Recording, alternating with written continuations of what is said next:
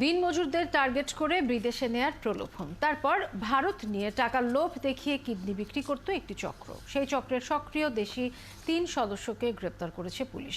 এক সংবাদ সম্মেলনে ডিএমপির অতিরিক্ত কমিশনার জানান, প্রতিবেশী দেশের অঙ্গ প্রত্যঙ্গ বিক্রি চক্রের সঙ্গে আন্তঃদেশীয় চক্র গড়ে তুলেছিল গ্রেপ্তারকৃতরা। মহিম মিজানের প্রতিবেদন। রাজধানীতে কাজ করা অসহায় ও দরিদ্র মানুষকে টার্গেট করে বন্ধুত্ব গড়ে তুলত চক্রটি। সম্পর্কের এক পর্যায়ে তাদের বিদেশে, বিশেষ করে ভারতে চাকরি দেওয়া লোভ দেখাতো।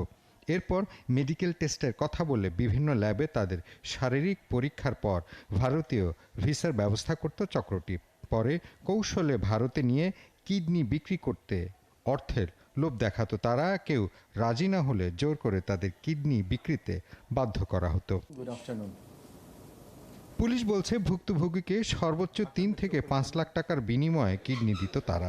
পুলিশ জানায়, গত ৪ মার্চ ভারতের গুজরাটে কিডনি অ্যান্ড স্পেশালাইজড হাসপাতালে কিডনি দিতে বাধ্য করা হয় এক ভুক্তভোগীকে। পরে ফুসলিয়ে কিছু কাগজপত্রে স্বাক্ষর নেয়। ভারতে সে ফরিদাবাদে ১৫-২০ দিন থাকা পর্যন্ত সে জানতো যে মাসুম তার ব্যবসা প্রতিষ্ঠান আছে, সেই প্রতিষ্ঠানের এমপ্লয় হিসেবে তাকে নিয়োগ করবে এবং তাকে ৫০,০০০ টাকা, বাংলাদেশি টাকায় ৫০,০০০ টাকা তাকে বেতন দিবে। কাজে সে পর্যন্ত সে জানতো না। হাসপাতাল থেকে ছাড়া পাওয়ার পর চক্রটি ভারতের অজ্ঞাত স্থানে প্রায় ১০ থেকে ১১ দিন ভিকটিমকে আটকে রাখে। এ পর্যন্ত চক্রটি ১০ জনকে ভারতে পাঠিয়েছে বলে প্রাথমিকভাবে স্বীকার করেছে পুলিশের কাছে। আমাদের কাছে যেটি বলেছে, সে প্রায় ১০ জনের উপরে করেছে, 10+, এবং তাদের প্রসেসিংয়েও এখনো ৫-৬ জন আছে বলে জানিয়েছে। কিন্তু এই যে চক্রটি কাজ করছে, তারা গুজরাটে কাজ করছে, কলকাতায় কাজ করছে, বিভিন্ন জায়গায় কাজ করছে, বিভিন্ন তথ্য আমাদের কাছে আছে, সেগুলোর উপর আমরা কাজ করছি।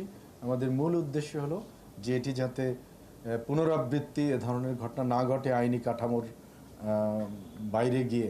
এদের সাথে আর কেউ জড়িত আছে কিনা তার তদন্ত চলছে বলে জানায় পুলিশ। মহিম মিজান, ৭১, ঢাকা।